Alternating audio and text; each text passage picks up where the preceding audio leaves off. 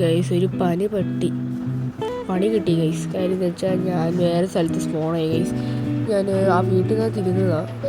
അത് എവിടെയോ രാത്രി എവിടെയോ സ്പോണായിപ്പോയി. ഇനി ഞാൻ എന്തോ ചെയ്യും ഗൈസ്. ഗൈസ് ഇനി നമുക്ക് നേരെ എവിടെയെങ്കിലും പോകാം ഗൈസ്. ഞങ്ങൾ രക്ഷപ്പെട്ടു ഗൈസ്. ഞാൻ അങ്ങനെ കിടന്ന് ഞാൻ അങ്ങനെ രാവിലെ ആക്കി ഗൈസ്. ഞാനിങ്ങനെ എഴുതിയിട്ട് കാര്യമില്ല ഗൈസ്. നമുക്ക് എവിടെയെങ്കിലും വീട് വെക്കണം. ഞാൻ ഇത്രയും നാളും ഈ വില്ലേജിനെ പറ്റിച്ചുകൊണ്ടിരിക്കുകയായിരുന്നു. നമുക്ക് എവിടെയെങ്കിലും വീട് വെക്കണം ഗൈസ്. എൻ്റെ ഒരു പ്ലാനിൽ നമുക്ക് വലിയൊരു സ്ഥലത്ത് വീട് വെക്കുന്നത് നല്ലത്. ഞാൻ പോയി എൻ്റെ സാധനം എടുക്കില്ല ഗൈസ്. എൻ്റെ സ്കെൽറ്റൻ കൊണ്ടുപോയി എൻ്റെ സാധനങ്ങൾ ഫുള്ളും എടുത്ത് വെക്കാം.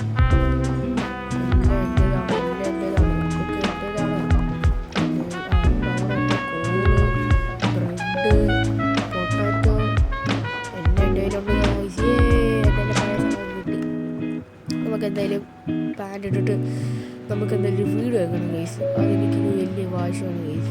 വീടില്ലാതെ എങ്ങനെയാണ് ഗൈസ്. എന്തായാലും നമുക്ക് വീടൊരു വലിയ സ്ഥലത്ത് വെക്കണം. ആരും റൂമിൽ നിന്ന് കയറാത്തതും അങ്ങനത്തെ ഒരു സ്ഥലത്താക്കണം. അതപ്പം വെക്കുന്ന പ്ലാൻ ഞാൻ വെച്ചേക്കുന്നത് അവിടെ ആ റൂഫ് ടോപ്പിലാണ്. ആ മല കണ്ടു. ആ മല കണ്ടാൽ തന്നെ അറിയാം വീട്ടിലേക്ക് പറയാം. അപ്പം ബൈ വില്ലേജസ്. ഞാൻ പോവാണ്. നമുക്ക് ആ മലയുടെ മേളിൽ ചെന്നിട്ട് നമുക്ക് അവിടെ ഫുൾ സെറ്റപ്പ് ആക്കാം.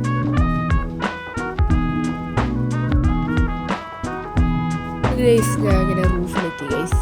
വാവ്, എനിക്ക് ഈ ഫുൾ വില്ലേജ് കാണാം, ഫുൾ സിറ്റി കാണാം. അപ്പം നമുക്ക് ഇനിയോട് ഫുൾ സെറ്റപ്പ് ആക്കും ഗൈസ്.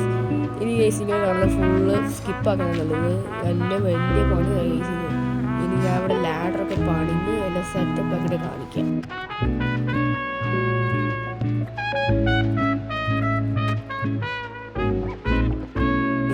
സെറ്റപ്പൊക്കെ ആക്കിയിട്ടുണ്ട്. എപ്പോഴത്തേക്ക് ഇനി ഞാനിപ്പോൾ ഈ സൂപ്പർ അടുത്ത എപ്പിസോഡിൽ കാണിക്കാം.